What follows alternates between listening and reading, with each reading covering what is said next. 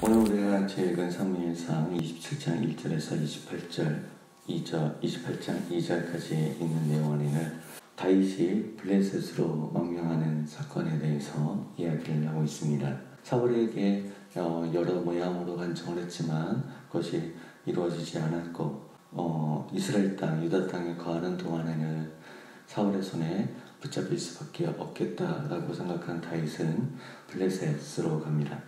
이 블레셋은 전에 한번 우리가 나눴던 것처럼 그 도시 연합 국가입니다. 그래서 특정한 왕이 존재하기보다는 도시 연합 체제로서 이루어져 있는데 오늘 본문에 그 도시 중에 하나 가드를 언급하면서 가드 왕 아기스라고 소개를 합니다. 아마도 도시 연합 국가라고는 하지만 그 안에서 어떤 더 큰 영향력을 가지고 있는 자로 우리가 이해를 하면 되겠습니다.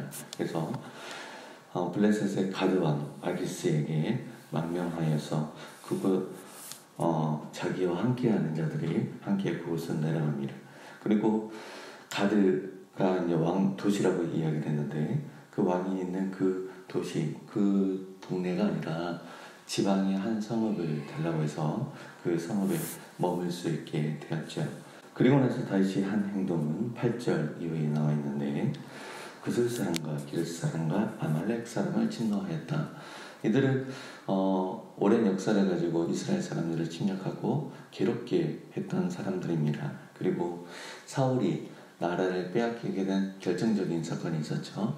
아말렉에 대하여 성전이 선포되었었는데 그 사람과 그 가축에 대해서 성전을 시행하지 않았었던 사건이 있었는데 그에 반해 지금 다윗은 성전은 아니지만 이스라엘의 그 대적들에 대하여서 온전하게 그들 침략하고 직면하고 있는 모습을 바라볼 수 있습니다.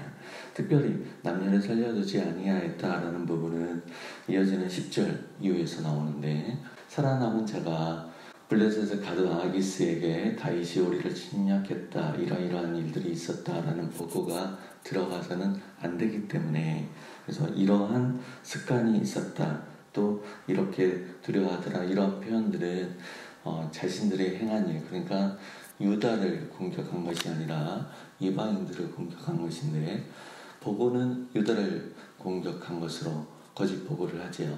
그래서 이 일들이 드러나지 않게 하기 위한 한 모습으로 소개를 하고 있습니다. 아무래도 이스라엘의 적국 블레셋에 망명해 있다 보니까 이스라엘과의 전쟁은 피할 수 없게 되었죠. 그래서 오늘 본문의 마지막 두 절은 이스라엘과의 전쟁을 앞두고 아기스가 다윗에게 그 전쟁에 참여할 것을 이야기합니다. 다윗의 대답은 전쟁에 참여하겠다라는 것이 아니라 애매하지만 해석하는 바라보는 관점에 따라서 여러 가지 해석이 가능한 표현을 이야기하고 있습니다. 오늘 본문 안에서 다윗의 모습을 생각을 해본다면 그가 여전히 이스라엘 사람으로 기름 부은 자로서 자신의 위치와 또 자신의 입지를 잘 생각하고 있었던 것 같습니다. 그래서 돌아갈 것을 염두하고 있다. 이스라엘 왕으로서의 자리를 염두하면서 그 모든 일들을 행하고 있다. 아무래도 블레셋에 있는 것은 심적으로 많이 부담이 되겠죠. 그럼에도 불구하고 그는 주어져 있는 직무 그러니까 기름 부음 받은 자로서 또 이스라엘에 속한 자로서 택함 받은 자로서의 그 직무에 충실하고 있다는 겁니다. 물론 처해져 있는 상황은 블레셋의 몸을 의지하고 있고 아기스에게 좋은 말을 해야 되고 또 그에게 유리한 그러니까 유다에게는 안 좋은 일들을 해야 될 것 같지만 그에게 있어서 가장 우선순위는 하나님의 뜻이었다는 겁니다. 그 하나님의 뜻에 잊지 않고 살아갔던 모습을 바라봅니다. 그럼에도 불구하고 불편한 것은 처해져 있는 상황에 따라서 블레셋으로 망명한 것입니다. 그러면은 이것은 잘못된 거냐 잘한 거냐 성경에서 직접적으로 평가하고 있지는 않습니다. 우리가 세상에 살아가다 보면 이거 하면 안 되지 않나? 라고 하는 내 마음의 여러 가지 기준들, 선들이 있습니다. 하지만 그것이 과연 어떠한 기준인지 다시금 생각해 볼 필요는 있습니다.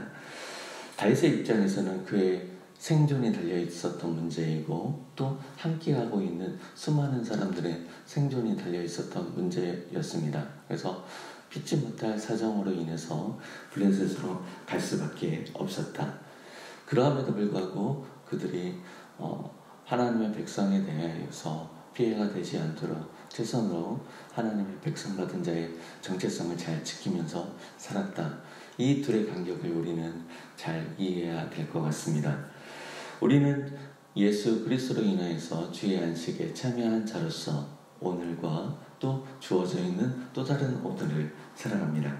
하나님 통치 아래에 있다는 것을 인지하면서 우리가 처해져 있는 여러 가지 모양의 상황들, 그 상황들 가운데 하나님의 통치하심이 잘 드러나는 삶, 하나님과 연합되어 있는 그 삶의 모양들이 잘 드러나야 될 것입니다. 어떠한 삶의 모양이든 어떠한 삶에 처해져 있는 상황이든지 간에 우리와 동행하고 계시고 우리를 다스리시는 참된 주인이 예수 그리스도이심이 잘 드러나고 고백되는 오늘 하루가 되기를 소망합니다. 기도하겠습니다.